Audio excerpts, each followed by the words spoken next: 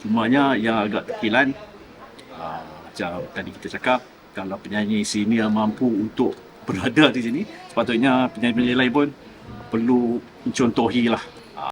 Popular dan juga kualiti adalah dua benda yang berbeza ya.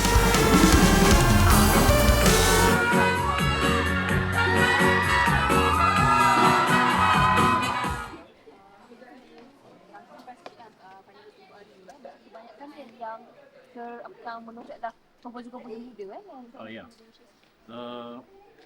Komposer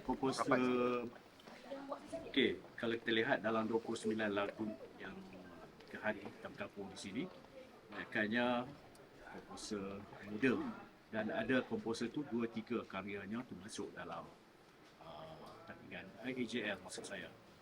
Ada komposer senior juga menciptakan lagu tapi mungkin kurang nasib baik. Tapi macam saya kata itu, daripada 29 tu 17 sebenarnya mendominasikan. Sebenarnya lebih pada 60% lagu balada. Jadi komposer-komposer muda lebih banyak terarah kepada membuat lagu-lagu balada. Mungkin penyanyi yang dipilih itu ialah penyanyi-penyanyi terbaik yang boleh membawa karya mereka tu dengan hebat. Sebab itulah kita lihat banyak mereka tertumpu pada balada. Tapi daripada 17 tu kita lihat ada ethnic campur EDM, electronic dance music, macam lagu Aisyah.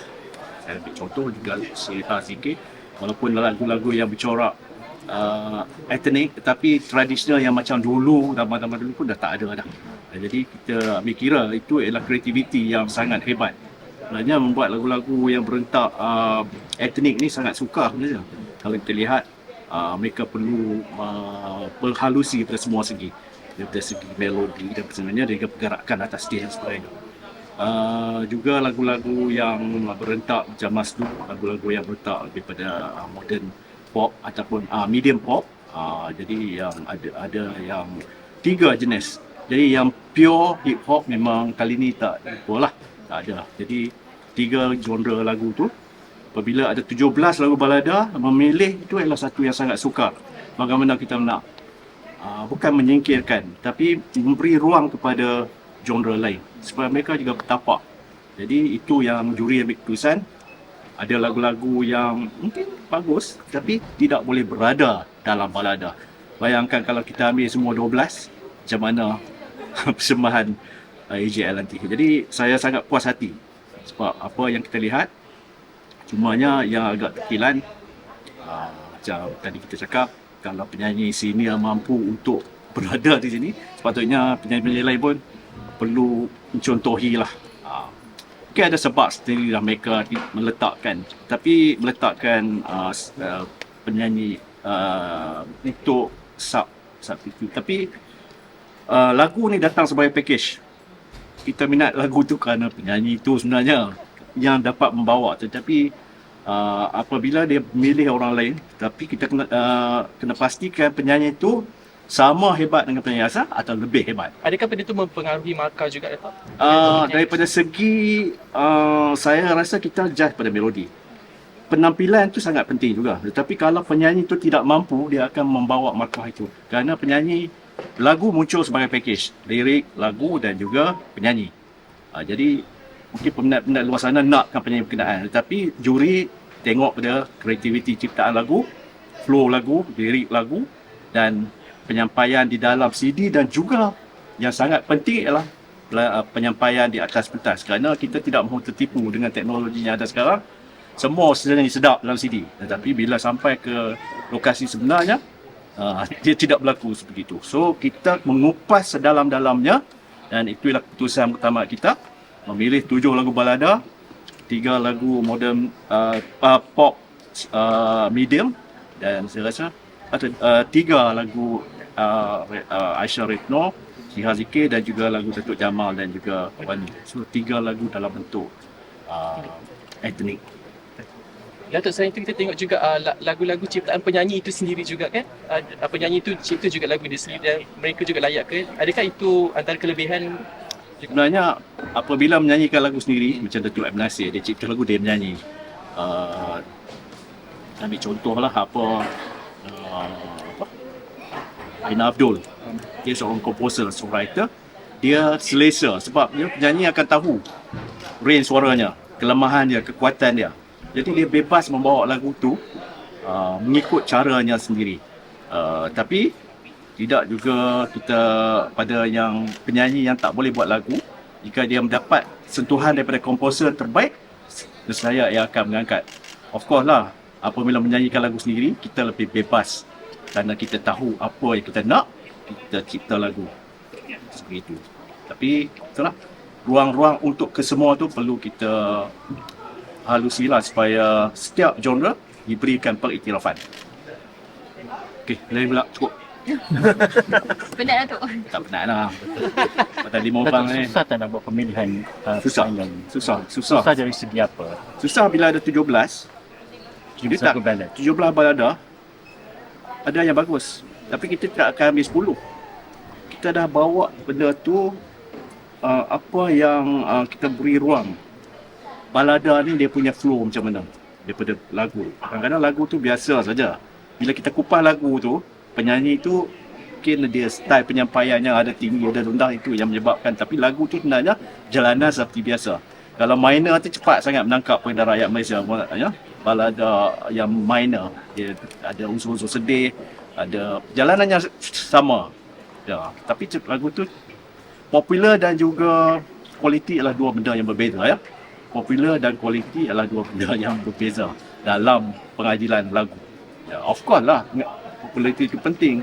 Kalau lagu tu pergi kepada penyanyi yang terbaik, maka jadilah dia yang terbaik. So maknanya lagu balada tahun ini sangat berkualiti, Datuk. Sangat Cakap kualiti. dalam Saya rasa dalam 17 tu saya boleh kata separuhnya berkualiti. Tetapi kita perlu memberi ruang 12 saja pada genre lain. Ya. Datuk, dalam etika lain, kalau seseorang artis tu ataupun komposer tu nak lepas mudah ke AJL, diorang kena juga buat genre-genre berbeza selain pada Of course lah. Of course. Sebenarnya sepatutnya ada kategori-kategori. Tapi lagu tak cukup sebenarnya. Khazanah lagu tak cukup untuk kita buatkan kategori. Kalau tidak akan ambil lagu yang tak terbaik pun terpaksa ambil juga sebab nak adakan kategori. Jadi saya rasa kekalkan macam ini sebab juri tahu apa pilihan dia. So walaupun sukar, tapi saya yakin dengan kepakaran setiap juri yang ada, kita kupas lagu tu satu per satu. 29 tu tidak terlepas, kita kupas satu per satu. Datuk, Ya. Datuk, ada ke lagu balada yang mungkin boleh lepas jika tak ada lagu lain? Macam Datuk cakap tadi, tak adalah semua balada kan Ya. yang masuk. Ada ke hari ni? Kalau dia cemerlang dan baik, why not? Tetapi kadang-kadang dia berada di bawah baik tu dengan lagu-lagu lain-lain. Kerana kita memilih lagu yang cemerlang. Bila kita sebut cemerlang, ia 85 ke atas markah. Yang kita jurikan ialah kreativiti ciptaan, lirik, persembahan suara dalam CD dan juga di atas kertas. So 4 benda ni kita rangkumkan. Mereka perlu mendapat markah 85% ke atas untuk berada dalam cemerlang. Bawah tu baik, bawah tu sederhana, bawah pada 60 lah. So ialah lagu terpaksa bersaing. Memang kita letak susah kadang-kadang, tapi bagi kita tidak ada masalah nak jurikan lagu yang etnik dan juga balada. Kerana kita tahu flow balada kadang itu yang mungkin. So tapi sebab penyanyi tu dia bawa benda tu, secara dia mengupas lagu tu, itulah nampak kelainan. Tapi daripada segi basicnya, sebenarnya lagu tu bagi saya perjalanan biasa. Datuk rasa tahun ni persaingan final tu sengit tak? Sebab Sangat banyak peserta ada alumni AJL. banyak. Alumni pemenang AJL. Dalam. Untuk yang final Ya. ni. Adakah persaingan sangat sengit kali ni? Sangat-sangat sengit. Tapi mereka datang sebagai package terbaik. Baik lagu, baik nyanyian, baik lirik, baik muzik. Jadi kita tidak ada halangan. Cumanya siapa? Marsha biasa, Aina, Ernie dan lain-lain tu, saya rasa satu persaingan yang cukup sukar lagi. Ya, tapi bagi saya memilih 12 daripada 29 lagi susah daripada memilih 1 daripada 12. Ya. Kalau kita tengoklah set juri nanti, dia ada ulang. Satu ketika juga ada penglibatan muka baru macam Asyarif di Kita tak pernah menyangka. Selalunya penyanyi baru dia datang, peluang tu kita kata awal lagi lah nak berada di pentas, tetapi dia datang, dia pun boleh menang lagu terbaik. Maknanya dah nampak kan, tengok macam mana confident dia berada di atas pentas tu, menyanyi sambil menari sambil koreograf tu. Ada satu benda yang sangat suka, tapi dia mampu, saya rasa dia berada satu stage yang selesa. Ya. Datuk, macam tadi Datuk kata sukar untuk buat pilihan kan? Ya. Tapi adakah perbezaan markah, jurang markah tu ketara berbezanya atau ada juga lagu yang mendapat markah bawah 60% seperti yang Datuk cakap tadi? Semua 1, 2, 3, 4, 5 yang ke-12, 11, 10, 11, 12 tu dekat dengan 13, 14.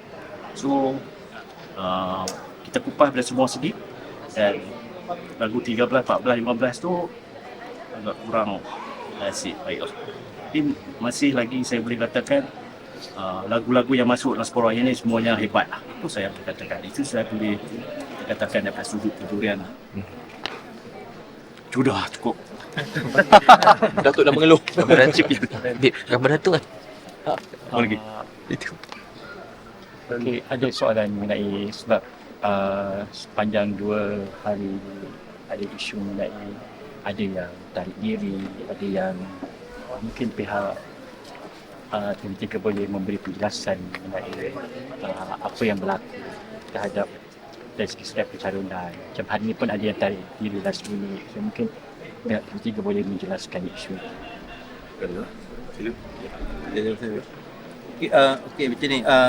Kalau ikut pada kami sebagai stesen penganjur untuk Muzik 38, kita memang mengalu-alukan semua yang terlibat dalam industri muzik kita untuk menyertai Muzik 38.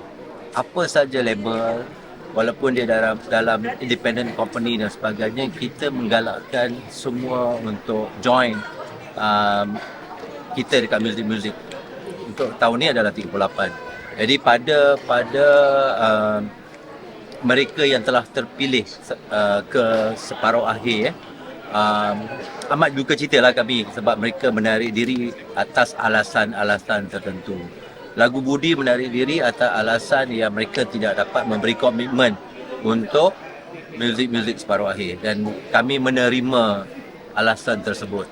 Dan sebab dia terlalu singkat untuk digantikan dengan lagu yang lain, kita telah sebelah suara untuk hanya mengekalkan 29 lagu di separuh akhir Muzik 38. Dan kami harap benda ni tidak akan berlaku lagi lah pada masa akan datang. Sebab kita sebagai penganjur, kita nak buat yang terbaik untuk meraihkan lagu-lagu yang dalam industri kita. Itu matlamat kami di TV3 khususnya. Jadi saya harap untuk masa-masa akan datang tidak akan berlakulah perkara macam ni lagi. Itu aja. Mereka maklumkan hari ini juga? No. Mereka dimaklumkan pada saya secara verbal pada sehari selepas kita punya PC last Sunday. Tapi surat rasmi hanya diberikan pada hari Khamis. Jadi memang kita tak sempat lah. So, mungkin untuk mengelakkan perkara sama berulang, adakah pihak TV3 akan mengambil tindakan yang tegas memastikan? Kita tak akan ambil apa-apa tindakan yang tegas. Macam kita meraihkan semua lagu untuk menyertai muzik secara keseluruhannya. Jadi saya harap perkara ni dapat dibincangkan dengan baik, penyelesaian dapat dilakukan dengan baik, dan harap semua orang berlapang dada untuk menyertai muzik pada masa akan datang. Itu aja kami harapkan. Tidak akan ada tindakan yang tegas dan sebagainya untuk mereka. Tidak akan berlaku. Katakanlah macam ada seseorang artis lepas tu mungkin akan berlaku situasi yang sama. Sepatutnya bila diorang kena bagi surat tu pada dia. Bergantung pada masa lah. Susah saya nak jawab soalan tu. Tapi sepatutnya benda tu bila mereka telah diumumkan, diberitahu mereka layak ke separuh akhir, patut benda tu harus diberitahu secepat mungkin lah.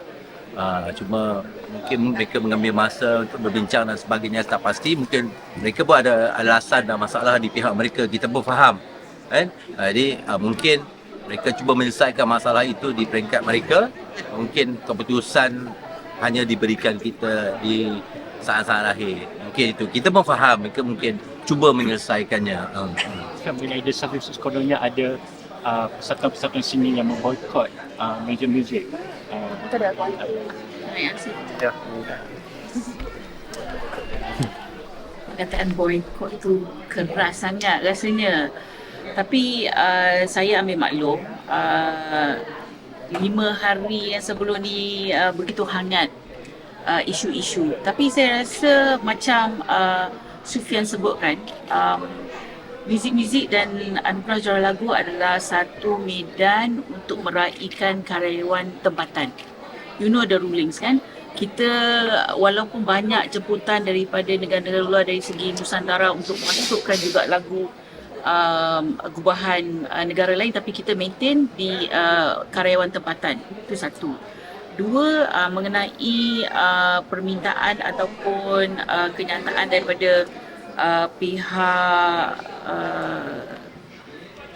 persatuan tempatan, saya rasa itu adalah perkara normal. Because we have this discussion dengan Google, dengan Meta, dengan pelbagai persatuan muzik tanah air. Seperti wartawan tahu, ada banyak persatuan dekat Malaysia ni, macam-macam dari segi muzik, daripada filem, drama. Jadi it is always an ongoing discussion.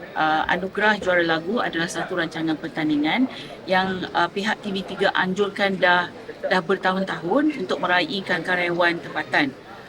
Jadi macam juga Sufian sebut tadi, kita menggalakkan partisipasi daripada penyanyi, komposer, because daripada pentas AGL ni lah kita boleh menaikkan artis yang tak popular tiba-tiba popular, yang indie jadi mainstream dan seterusnya. So it is a ongoing discussion, tapi pertandingan anugerah juara lagu adalah anjuran TV3. We have our own terms and condition. Kita galakkan semua orang masuk, macam Olimpik. Why not? It is satu, saya rasa amat malang kalau AJL ni dijadikan satu pertempuran di luar pentas. Battle it out on stage. Because these are artists, these are your fans.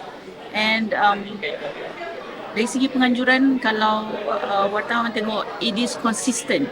It is one of the top shows yang TV3 memang ambil berat. Juri-juri pun berkaliber. Macam Datuk Muzani kata, bukan senang untuk memilih 12 lagu daripada 29 atau 30 lagu kan.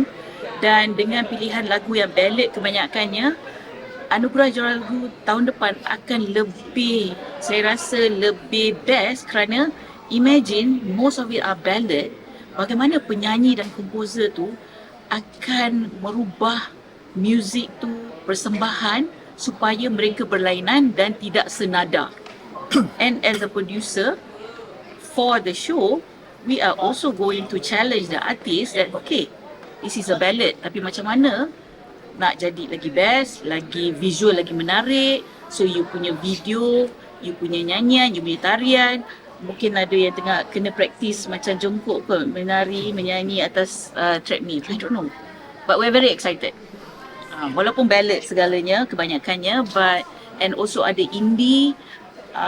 So it's going to be very, very exciting. Jadi adalah amat malang kalau pentas AGL bukan jadi medan pertempuran yang sebenarnya. Bagaimana dengan isu lagu Astana tu? Adakah ia telah selesai sepenuhnya sebelum pentas AJL ataupun masih ada lagi isu-isu yang perlu? I think macam kita cakap lah, kita pihak penganjur, dan I think they managed to sort out whatever issues that they had. So sebelum kita betul-betul finalize the list, the production, the line-up, supaya tak ada apa-apa masalah, saya berdoa semua pihak dapat mencapai persetujuan bahawa artis-artis yang telah dipilih oleh para juri ini dapat membuat persembahan masa AJL nanti. harapkan yang terbaik ini last minute. Of course. Kita penganjur, mestilah kita nak yang terbaik yang telah dipilih. Itu kita harapan kita. Macam based on Din punya statement kan, dia kata ada klausa yang tidak memenuhi. Boleh ke share apa klausa tu? Saya rasa because this is a pertandingan. Jadi so far dalam pertandingan dari segi artis, composer, saya rasa as long as you can meet our requirement, I think it should be okay. Apa yang RIM bangkitkan itu adalah is across the board. Kan, dari segi TV, daripada online. So saya rasa itu adalah dua perkara yang berbeza. Tapi terpulang pada RIM kan. Pihak Media Prima telah I believe we have invested to double digit MACP dengan PPM.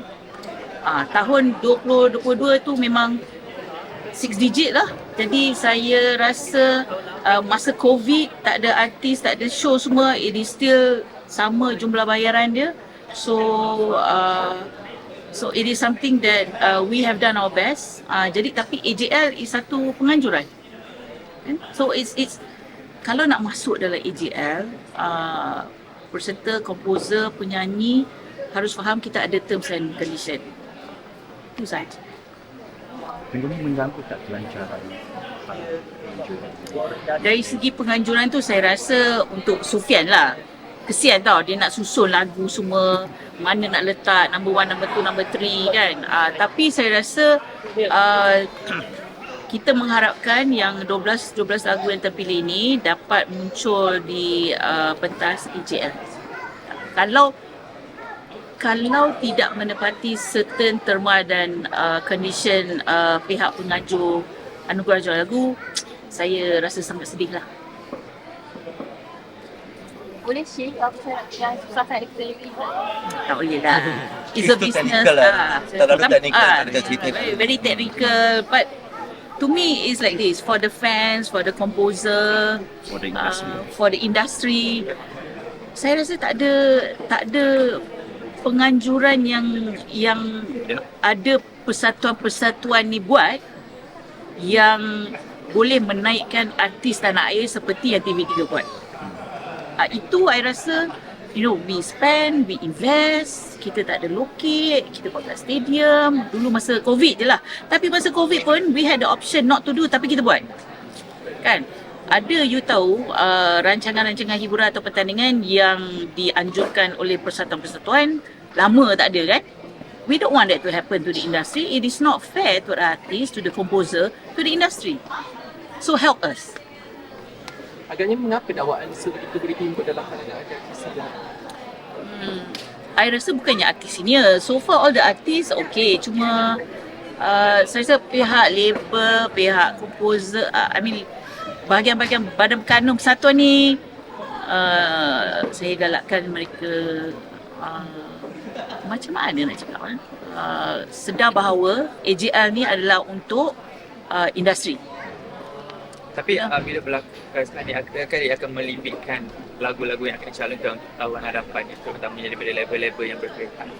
Macam Sufian kata, we appreciate all the fans lagu. Kalau tahun depan kita nak, saya rasa itu bahagian teknikal. Itu borang tu dah complete ke belum, ini dah siap ke, we look at creativity. So for us, daripada TV3, we look forward to discover new songs, new artists ataupun artis veteran yang make a comeback macam Ziana Zain. We are very excited that we get to see her on AJL. So saya rasa industri ni perlu kejutan-kejutan yang macam tu. Jadi not so much about adakah kita akan limit lagu ni. Kita harap komposer, penyanyi dan label akan terus bekerjasama dengan pihak TV3 untuk menjayakan industri di Malaysia. Kita tak nak lah separuh-separuh je masuk. Ya. Cuba kita nak semualah masuk. Baru kita boleh mengangkat lagu terbaik di kalangan yang terbaik. Kalau separuh je masuk tak best lah. Kalau boleh semualah join. Kita tak ada nak boykot nak ban okey lah you tarik ni drama, tak ada lah. Kita tak ada. Macam kita faham penyanyi ada label, label pula ada publisher dia. Lepas tu label-label ni semua ada persatuan. Lepas tu banyak pula persatuannya. But TV3 will organize anugerah juara lagu untuk the industry. So we want the best song, we want the best artist. Kita nak artis baru, you know. I'm very happy to see. Kalau Malaysia, wah, penyanyi, dia lah komposer. Lepas tu, very exciting lah I tengok list ni. Memang bila jumpa Datuk kan kata boleh ke ni, macam mana nak pilih ni, because orang Malaysia, penonton kita memang suka ballad kan. So akhirnya mereka akan dapat apa yang mereka nak, tapi kita sebagai penganjur rancangan hiburan ni, kita nak lah, okay, how do you make it different, and it's a challenge for them and we are very excited. We hope they are also excited. Tak ada keserangan untuk menambah bilangan lagu, like maybe 15. Macam kalau betul banyak lagu balada, mesti boleh you naikkan bilangan. Saya 12 lah. Ni macam SPM ambil tambah paper, tambah A. 12 pun pening. Bagi cukup banyak pilihan sikit tu. Lagi pening. Banyak lagi lagu yang masuk. Tak, terpulang pada komposer lah. Mempelbagaikan ciptaan. Kita tak boleh nak paksa dia. Kalau itu pulang pada dia, kalau dia rasa dia nak pergi kepada yang ciptaan genre lain, pulang pada dia. Dia pun lihat 17 ni. Ini memang possibility nak masuk tu memang susah. Jadi buat. Macam kita cakap lah, separuh akhir AJL memang kita bagi ruang dan peluang. Kalau lagu, banyak lagu yang bagus sebenarnya, yang berkualiti, kita mungkin dia akan bertambah lagu. KJL kita tak tahu je. Tapi memang itu tugas kita orang untuk bagi ruang dan peluang mereka bertanding dalam AJL. Kalau ada banyak lagu bagus, why not kan tu kan? Bos. Tapi depend to the industry. Please join us and you know, itu aja. Ada lagi? Okay. Terima kasih. Puan. Ya, puan dia.